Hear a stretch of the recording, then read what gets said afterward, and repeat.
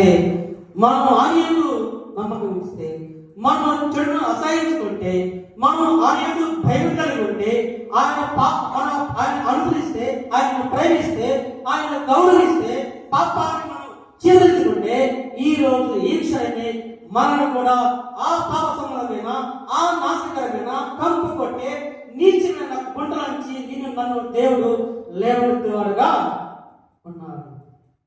అయితే ఇప్పుడు గుండ్రని తీసిన యేసేపు ఏమైంది? యేసేపు గుంటలో వేసినప్పుడు కానీ తీసినప్పుడు కానీ ఏ మాత్రం కూడా అన్నలారా ఏంటి ఈ పని, నేను ఎవరు అనుకుంటారు, నీ తమ్ముడు కదా, నన్ను ఈ విధంగా చూడండి న్యాయమేనా అని మాట్లాడడం కానీ, ఎదుర్కొనడం కానీ, వాళ్ళతో పెరుగుదడం కానీ, వాళ్ళతో కొట్టడం కానీ ఏ మాత్రం చేయలేదు.